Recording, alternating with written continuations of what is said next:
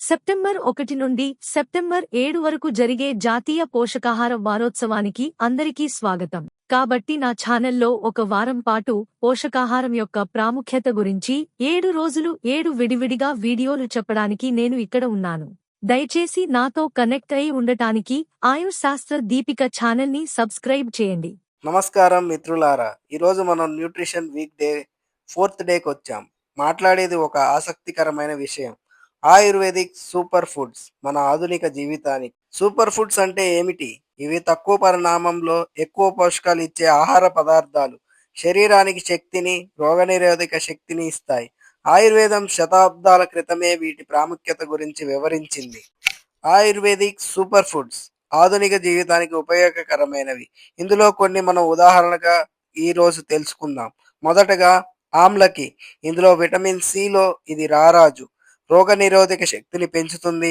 చర్మం, జుట్టుకు అద్భుతమైన ఔషధం.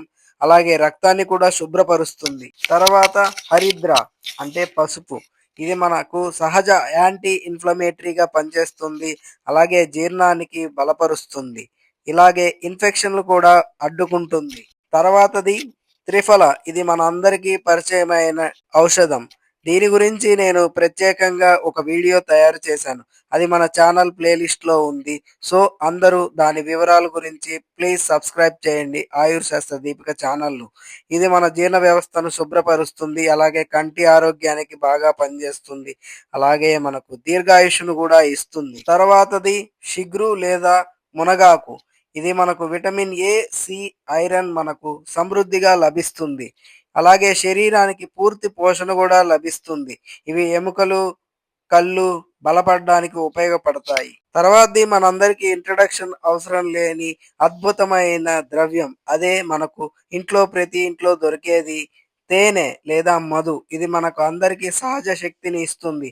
అలాగే జీర్ణశక్తిని కూడా బాగా పెంచుతుంది. గొంతు, దగ్గు, జలుబుకి ఇది మంచి ఔషధం. అలాగే శరీరానికి తక్షణ శక్తిని కూడా ఇస్తుంది.